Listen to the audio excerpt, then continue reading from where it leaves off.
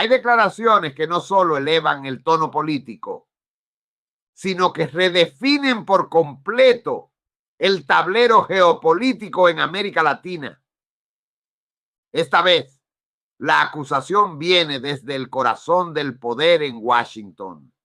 El senador estadounidense Rick Scott ha sido directo, contundente y profundamente polémico. Él califica a Delcy Rodríguez, actual figura clave del poder en Venezuela, como la cabeza de un cartel narcotraficante, mientras exige que Estados Unidos reactive sanciones en su contra.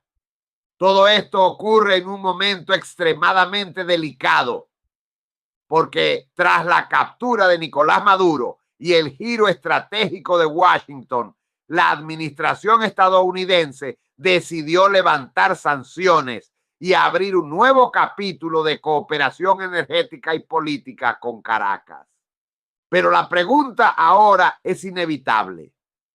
¿Está Estados Unidos negociando con un actor de transición? ¿O está legitimando una estructura de poder que sigue siendo cuestionada por violaciones de derechos humanos, presos políticos y falta de elecciones reales? En esta entrevista exclusiva, no solo escucharemos las palabras del senador, vamos a entender lo que realmente está en juego: la presión internacional, el futuro político de Venezuela y el papel de Estados Unidos en una transición que podría definir toda la región. Porque lo que se está discutiendo aquí no es solo política exterior, es poder, es legitimidad y es el futuro de un país que sigue en el centro de la atención global. Delcy Rodríguez se paró frente a su círculo de matones para anunciar que su llamada ley de amnistía ha terminado. Esto solo confirma lo que ya sabíamos. Nunca hubo una intención real de cooperar con los Estados Unidos. La verdad es que, con o sin la ley de amnistía, cientos de presos políticos siguen tras las rejas, deliberadamente excluidos del debido proceso y castigados injustamente solo por levantarse contra el régimen. Donald Trump y Marco Rubio han sido claros en sus demandas. Los Estados Unidos deberían reimponer sanciones a Delcy. Delcy Rodríguez, la jefe designada ahora a cargo de Venezuela y con quien Estados Unidos está trabajando, debe ser nuevamente sancionada. ¿Por qué hace usted esta petición, senador?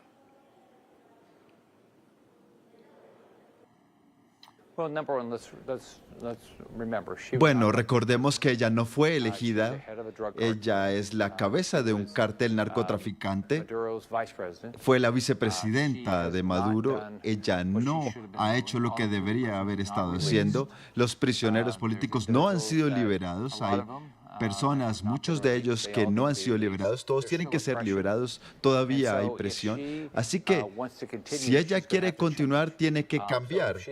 Y si no lo hace, entonces debería lograr el mismo camino de Maduro, debería ser sancionada y debería estar enfrentando un juicio, así como Maduro lo está enfrentando en una corte de los Estados Unidos por los crímenes que ha cometido.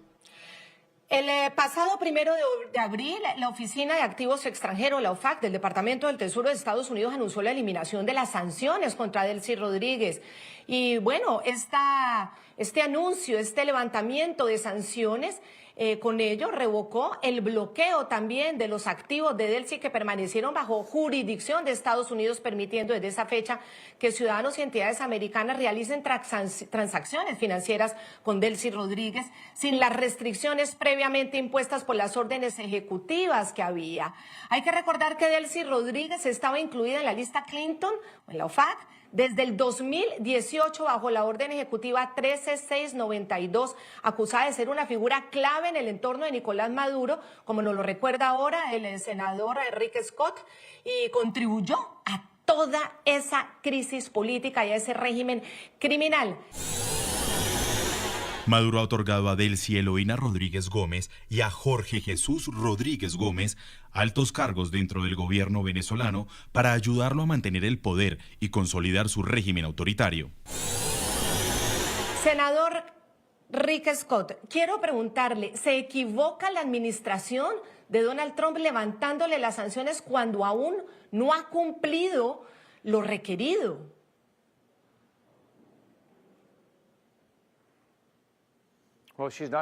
Bueno, no está haciendo su trabajo ella. Ella no está liberando a los prisioneros políticos, por supuesto, y no ha hecho llamados para una elección general. Todas estas cosas.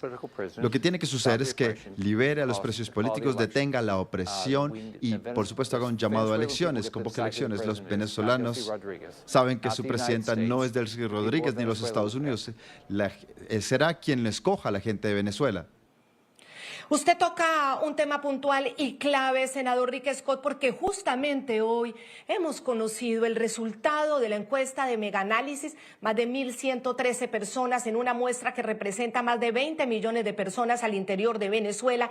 Y en esa encuesta dicen los venezolanos preguntados, en una gran mayoría, más del 87%, que la solución de Venezuela pasa necesariamente por elecciones, senador, elecciones este mismo año. En una hipotética segunda vuelta electoral, solo entre María Corina Machado y Delcy Rodríguez, solo entre ellas dos, ¿cuál de las siguientes opciones definiría mejor su voto? Pregunta cerrada, selección simple. Por ninguna de las dos, 8.89%. No sabe, no responde, indeciso, 1.80%. Se inclina por Delcy, 0.54%. Se inclina por María Corina Machado, 3.23%. Probablemente votaría por Delcy, 2.34%. Probablemente votaría por María Corina Machado, 5.12%. Definitivamente votaría por Delcy, 2.07%. Definitivamente votaría por María Corina Machado, 76.01%. ¿Cuál es la exigencia suya para que eso suceda, para que las elecciones realmente se den en Venezuela y Estados Unidos pueda trabajar con quien legítimamente gane esas elecciones?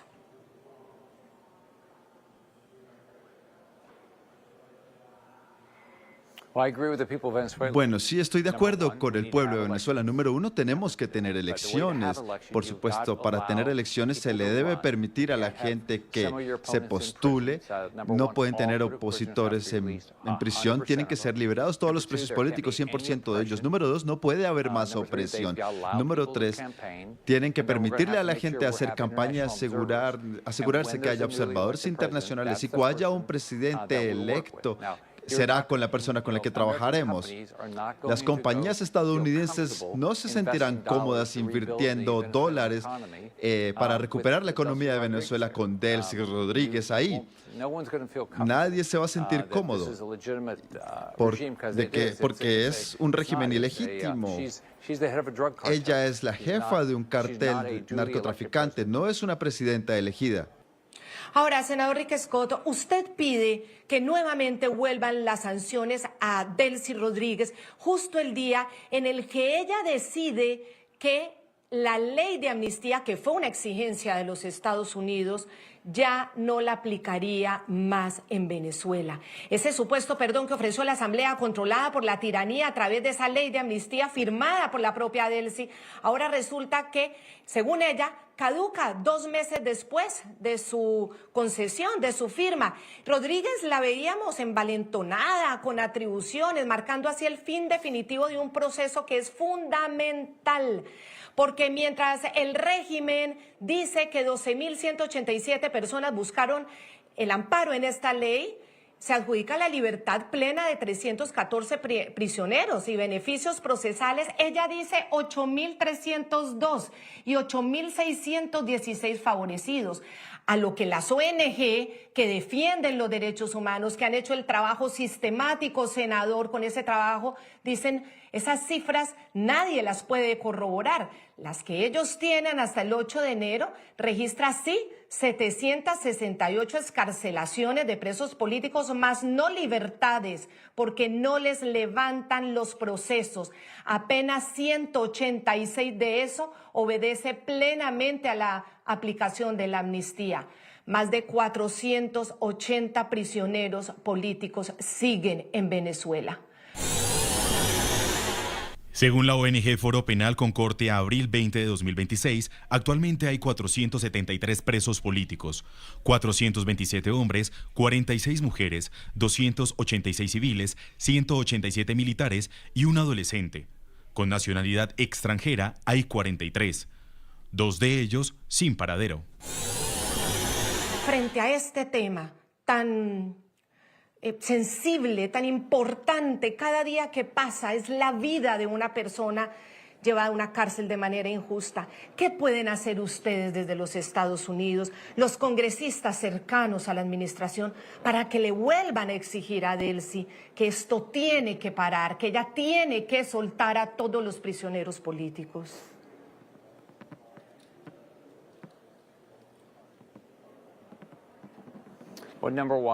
Bueno, número uno, tenemos que ser muy vocales, tenemos que alzar la voz, tenemos que ser honestos. Ella no está haciendo el trabajo que se le dijo que hiciera, no está deteniendo la opresión, no está llamando a nuevas elecciones. Así que lo que esperábamos cuando Maduro fuese arrestado no está sucediendo. Tenemos que vivir en la realidad. Algunas cosas tienen que regresar. Ella no puede tener acceso a ninguna clase de fondos y la única forma en la que tendremos elecciones ahí es que Delcy Rodríguez se dé cuenta que los Estados Unidos son claves de que esto sucederá y esperamos que no haya presos políticos, que haya elecciones y que no haya opresión. Vamos a hacer una pausa y cuando regresemos, no solamente el incumplimiento en cuanto a los prisioneros políticos, a los derechos humanos, al aparato represor. Ojo, el senador Rick Scott nos está poniendo un punto sobre la mesa. Los dineros de la recuperación con las relaciones entre Estados Unidos y Venezuela, entre la administración Trump y Delcy Rodríguez. Recordemos que el subsecretario de Estado para el Hemisferio Occidental, Michael Cossack, informó la semana pasada sobre 3.000 millones de dólares que ya están en Venezuela. ¿Qué está pasando con esos dineros? ¿Quiénes los están vigilando? ¿Los están vigilando? Es la gran pregunta que nos hacemos, que obviamente es un cuestionamiento grande que hay también al interior de Venezuela, donde la gente siente que las cosas no han cambiado. Ya regresamos. Continuamos con La Noche por NTN 24, el canal de las Américas. Senador, usted que sigue el minuto a minuto de lo que sucede en nuestra región y sobre todo lo que está sucediendo en países como Venezuela, obviamente es una voz dentro del Congreso de los Estados Unidos en defensa de esos derechos humanos de los prisioneros políticos de los cuales estamos hablando. Ha denunciado usted las violaciones claras y de casos horribles y puntuales como los que padecen los presos militares. Miren ustedes, según la ONG Foro Penal, actualmente hay 473 presos políticos, 187 de ellos son militares.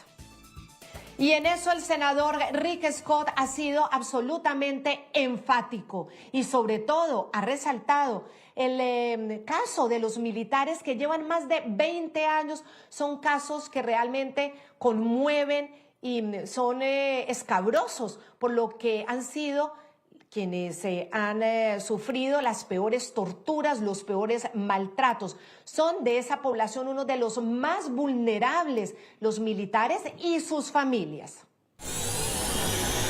El régimen de Maduro, ahora dirigido por Delcy Rodríguez, Diosdado Cabello y sus matones malvados, continúa deteniendo injustamente a cientos de prisioneros políticos como rehenes. El teniente coronel Higber Marín Chaparro ha estado detenido desde 2018, torturado, se le negaron los derechos básicos y todavía sigue encarcelado incluso después de completar su sentencia. Ayer, a su familia y al equipo de Foro Penal se les negó una vez más el derecho a visitarlo. Esta es la realidad de la tiranía venezolana. Higber Marín Chaparro, Josnar Baduel y muchos otros nunca debieron haber sido encarcelados en primer lugar y deben ser liberados incondicionalmente ahora. Delcy Rodríguez, estamos observando. Quiero denunciar que persiste la opacidad, persiste la arbitrariedad y persisten los tratos crueles a mi hermano Yosnar Adolfo Baduel, a quien nuevamente le han suspendido la visita sin información oficial sobre su estado de salud y sin permitirnos constatar sus condiciones.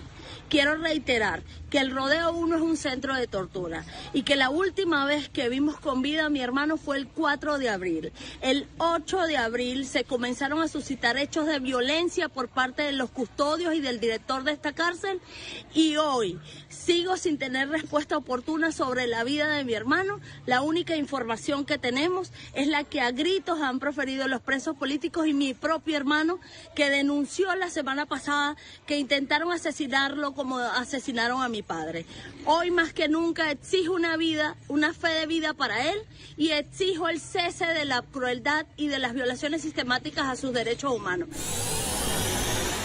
Aquí en este punto del programa vale la pena recordar cómo el 7 de enero, esto fue 4 días después de la captura de Maduro, extraído, llevado a la cárcel metropolitana de Brooklyn, cómo el secretario de Estado Marco Rubio ese 7 de enero, tras una audiencia ante ustedes, los senadores republicanos y demócratas, a puerta cerrada en el Capitolio, fue claro en revelar el plan de Estados Unidos para Venezuela tras la captura y extracción de Maduro y Cilia Flores, de los dos, la extracción de los dos. Este plan incluía 3 fases muy claras, delimitadas y sobre el papel, esperanzadoras: recuperación, reconciliación y transición. El mismo Marco Rubio, el día de la captura de Nicolás Maduro, lo informó y lo informó públicamente. Vamos a recordar las 3 etapas y de ahí entender, como dice el senador Rick Scott, como Delcy Rodríguez, los primeros días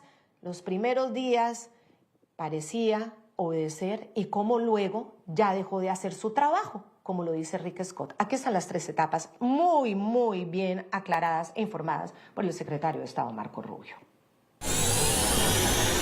Bueno, hay muchos detalles operacionales que no pueden ser discutidos en público, obviamente por razones obvias. Mientras avanzamos, describiremos nuestro proceso, que es un proceso de 3 partes en Venezuela. Lo describiré ahora. Paso 1 es la estabilización del país. No queremos que entre en caos parte de esa estabilización, y la razón por la que nosotros entendemos y creemos que tenemos el mejor apalancamiento es la cuarentena. Como ven, 2 barcos más fueron incautados hoy. Estamos en medio y de hecho estamos ejecutando un acuerdo para sacar el petróleo. Tienen petróleo atascado en Venezuela. No lo pueden mover por el bloqueo, por las sanciones. Vamos a sacarlo entre $50 millones. Vamos a venderlo a tasas del mercado, no a las tasas de descuento que estaba con Venezuela. Ese dinero será manejado de tal manera que vamos a controlar cómo se va a distribuir para que beneficie al pueblo venezolano, no a la corrupción, no al régimen. Entonces tenemos mucho por hacer para la estabilización. La segunda fase será una fase que nosotros llamamos recuperación, y eso es asegurar que compañías estadounidenses y del hemisferio occidental y otros mercados también al mismo tiempo comiencen a crear el proceso de reconstrucción en Venezuela para que las fuerzas de oposición puedan recibir amnistía, ser sacadas de las prisiones y comiencen a reconstruir la sociedad civil. También la fase 3 es la transición. Algunas de estas se intertocan. Describiré esto en los días que vienen, pero sentimos que estamos avanzando de una forma muy positiva. Pero, senador Rick Scott, Estados Unidos, la administración Trump le está levantando las sanciones.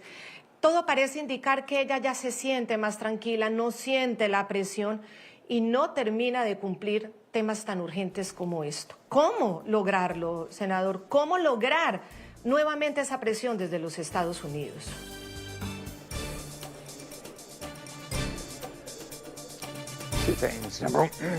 Dos cosas. Número 1, tenemos que reimponer las sanciones. Número 2, ella no puede tener acceso a ninguna clase de dólares. No debería haber nadie que esté invirtiendo en Venezuela hasta que se liberen los prisioneros políticos, hasta que haya elecciones y se detenga la opresión. Hacemos una nueva pausa y ya regresamos aquí en el programa La Noche. Continuamos con La Noche por NTN 24, el canal de las Américas.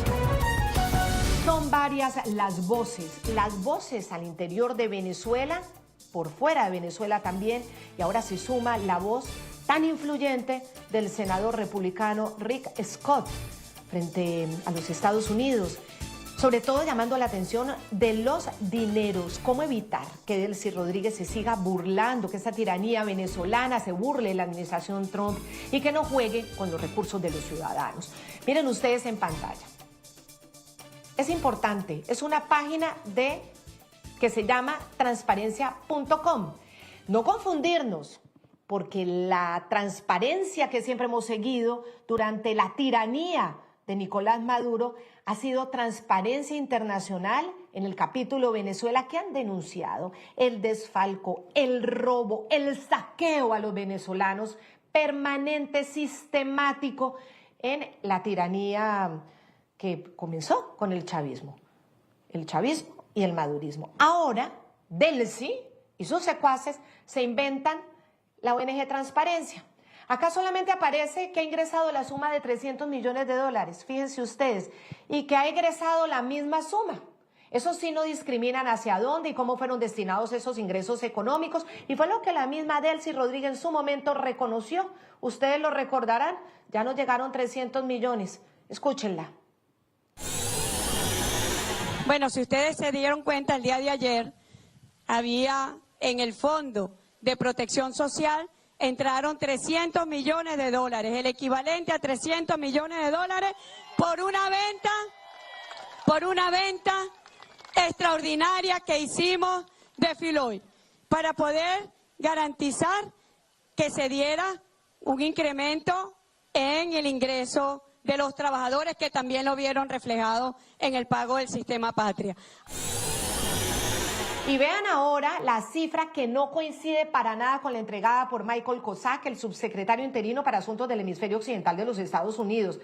Dice Michael Kozak ante una congresista demócrata del partido contrario a la administración Trump que esta administración ya le ha entregado a Venezuela en manos de Delcy Rodríguez, no a los venezolanos, sino, obviamente, a quien en este momento está ejerciendo el control en el país, le ha entregado $3.000 millones procedentes de la actividad petrolera. Vale la pena recordar a partes de esta audiencia, que además fue convocada por los mismos republicanos. Ahí María Elvira Salazar, otra de las congresistas más comprometidas con la democracia en la región, le hizo varias preguntas a Kozak, pero también los demócratas.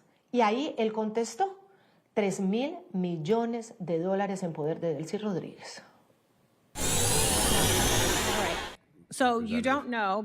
Muy bien, entonces no lo sabe, pero son al menos $3.000 millones. Se han movido $3.000 millones durante este periodo, ¿eh?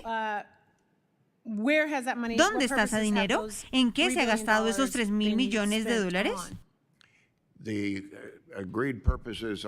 Los fines acuerdos incluyen cosas como el pago de los salarios a los funcionarios públicos en Venezuela, la compra de suministros para su industria petrolera, subsidios y demás. Otras cosas que beneficien al pueblo. Lo que hemos dicho es que no pueden usar el dinero para cosas como hacer pagos a los chinos, a los cubanos, a los iraníes, depositar dinero en cuentas bancarias personales, que era lo que estaba pasando antes. Y mucha atención, porque ante la transparencia que se está inventando Delcy Rodríguez, obviamente para confundir, para generar dudas, para que quienes siguen a Transparencia Internacional se equivoquen y crean que es Transparencia Internacional, porque ellos no hacen nada con buena fe. Nosotros aquí en el programa de la noche, mucha atención, sí conversamos con Transparencia Internacional. Mercedes de Freitas es quien lleva esta investigación permanente en el caso de Venezuela. Dice que a la fecha ha sido imposible verificar y hacer seguimiento en dónde están esos recursos, en qué se están invirtiendo esos recursos que está recibiendo el régimen venezolano de manos de los Estados Unidos. Bueno, la verdad es que es imposible hasta ahora hacer seguimiento a cómo el gobierno de Delcy Rodríguez está haciendo uso del dinero que está recibiendo de Estados Unidos por la venta de petróleo, porque no da información. Nosotros hemos hecho varias solicitudes de información, pero en Venezuela como, bueno, pues todo el mundo sabe, la relación es de opacidad absoluta. La señora Rodríguez hace unas semanas publicó una nueva página en donde algunos llegaron a pensar que había cambiado la situación, una página que se llama Transparencia Soberana, pero en esa página lo que se ve es que recibió 300 millones y gastó 300 millones. No dice dónde, ni para qué, ni si fueron, cuántos fueron aumentos de sueldo, a quién se les dieron, pero además no se queda allí. Esa información se quedó chucuta, se quedó muy, muy atrasada, porque según la última información de Michael Cossack, que es el subsecretario para Asuntos del Hemisferio de Estados Unidos, Estados Unidos ya ha enviado a Venezuela 3.000 millones de dólares. Y mucha atención, hoy mismo el presidente encargado del Banco Central de Venezuela, Luis Alberto Pérez González, confirmó que el gobierno de Estados Unidos y el régimen de Venezuela contrataron unas firmas auditoras independientes, dicen ellos, para supervisar el manejo de estos recursos financieros de Venezuela en el exterior. Según Pérez, el objetivo es garantizar transparencia e imparcialidad en la administración de fondos. Bueno, yo no sé si los venezolanos le van a creer, eso yo no lo sé. Ellos están diciendo que esto es con los Estados Unidos. Bueno, vamos a escucharlo por ahora. Que los recursos de la República estén auditados por consultores externos nos da tranquilidad. El país debe tener la plena confianza de que los recursos estén pasando por donde tienen que pasar y llegando a donde tienen que llegar. Y hoy mismo el nuevo embajador o encargado de negocios de los Estados Unidos en Venezuela, John Barrett, ha dicho que están escribiendo un nuevo capítulo, constituyendo una nueva Venezuela profundamente ligada a nuestra región, dice John Barrett. Vamos a ver, escuchémoslo nosotros mismos.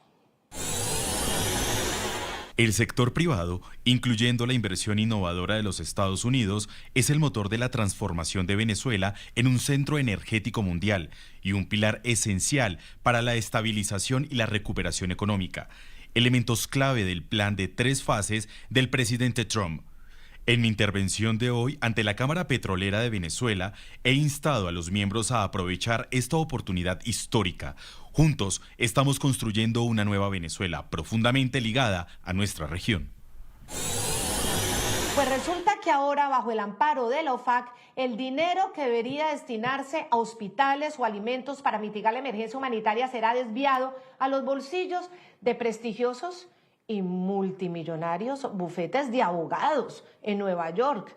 Aunque Washington impuso un cerco para evitar el uso de reservas de oro bloqueadas o activos de la venta del petróleo depositados en Estados Unidos, la licencia permite el uso cualquiera del recurso disponible desde el pasado 5 de marzo, es decir, desde que Estados Unidos está entregando el petróleo de los venezolanos al régimen, pueden usar parte de ese dinero de la nación, es decir, de los venezolanos, de la caja menor, de quienes hoy están enfrentando precisamente los cargos por narcoterrorismo en una cárcel federal.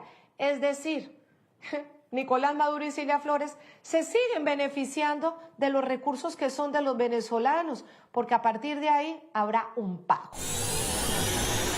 Las licencias modificadas autorizan a los abogados defensores a recibir pagos del gobierno de Venezuela bajo ciertas condiciones. Por lo tanto, los acusados retiran sus mociones por carecer de objeto, sin perjuicio de volver a presentarlas si sugieren cuestiones similares en el futuro. La ironía es total, mientras millones de venezolanos sobreviven con salarios que no alcanzan para nada, salarios de miseria, el dinero público de la nación será utilizado para costear al verdugo, al que saqueó, al que robó, al corrupto, al criminal, al que llenó a Venezuela de todas las organizaciones criminales. Los venezolanos terminarán pagándole su defensa. El jefe del cartel de los soles, considerado organización terrorista por Estados Unidos, ahora su defensa la pagan su pueblo, los venezolanos. Yo les pongo un ejemplo, es como si los jefes de los cárteles mexicanos o de los líderes, jefes criminales de las organizaciones terroristas de Colombia, todos esos jefes criminales, nosotros termináramos pagándole la defensa cuando los extraditan a los Estados Unidos. Es más o menos el comparativo. La defensa legal de Nicolás Maduro y Cilia Flores en Estados Unidos ante cargos de narcoterrorismo podría superar, miren ustedes, $100 millones. Sus abogados, Barry Pollack y Mark Donnelly, son de un perfil altísimo, con tarifas horarias que pueden oscilar entre $900 y $1.500, es decir, la hora. Y para los trabajadores venezolanos, comparen lo que se gana este abogado por hora, según las informaciones que tenemos, según las fuentes y las informaciones que hemos consultado. Miren ustedes que aparecen aquí en las cifras, aquí aparece la fuente. Los trabajadores venezolanos, miren ustedes, observen esta cifra. El salario mínimo en el país está fijado en 130 bolívares mensuales. Eso en dólares, vamos a ver el equivalente, pese a que entonces este sueldo equivalía a cerca de $30. $30. Y mientras tanto, por hora podemos pagarle miles a los abogados de Maduro. Es increíble. Aquí lo ven, 130 bolívares representan aproximadamente 27 centavos de dólar al cambio oficial del Banco Central de Venezuela hoy. Miren la comparación. Lo que se ganan los abogados de Maduro, ahí está la fuente, ahí aparece, lean bien la fuente, y aquí está lo que se gana un trabajador salario mínimo por hora. Miren ustedes la diferencia de las horas. ¿Para dónde se va el dinero? Es casi que inaceptable. Esto es, por lo menos, es inentendible. Esta realidad asfixia a más de 10 millones de venezolanos empleados y pensionados, quienes enfrentan las secuelas de una inflación que en 2025 alcanzó el 475% bajo el control de Delcy Rodríguez. El 80% de los hogares sigue hundido en la pobreza, mientras el ingreso mensual de un trabajador no alcanza siquiera para comprar una barra de pan, cuyo costo ya supera el valor de un salario mínimo y medio, y la brecha entre los ingresos y el costo de vida es un abismo insalvable. Cubrir la canasta básica para una familia de 5 personas cuesta hoy $677 mensuales, lo que equivale a más de 2.300 salarios mínimos. Increíble. Mientras tanto, Maduro, su defensa, pagado por los venezolanos. Increíble. Una burla, pues. Una señora excusando, poniéndose detrás nuevamente de las sanciones, pero el problema es que ellos viven como ricos. ¿Por qué ellos no están sancionados? Bueno, de hecho, a Delcy le quitaron todas las sanciones. ¿Por qué usted tiene sancionado el salario de los trabajadores? ¿Por qué usted tiene sancionado a los políticos que tiene hoy presos con boleta de excarcelación en mano? ¿Por qué usted tiene sancionado a un pueblo muriendo de hambre con un salario de miseria? ¿Por qué lo tienes esclavizado con una bolsa de comida? ¿Por qué lo tienes esclavizado con un bono? Ella no va a dar ningún aumento, sencillamente lo que esté ganando tiempo, lo que siempre han hecho, ganar tiempo. Eso cómo es de importante, y es otro punto clave, senador Rick Scott. La pregunta es, hay una serie de dineros ya en poder del régimen, en poder de Delcy Rodríguez, en su Banco Central de Venezuela. Ella lo sigue administrando. Y según el subsecretario del hemisferio, Michael Cossack, quien estuvo en una audiencia ante congresistas de su partido, él dijo que ya Estados Unidos le ha proporcionado $3.000 millones a las cuentas del Banco Central de Venezuela. ¿Cuál es su llamado frente a esos recursos cuando ya están ahí en poder de Delcy Rodríguez? ¿Cómo hacer para que esos recursos no se desvíen, no se pierdan, no se los roben?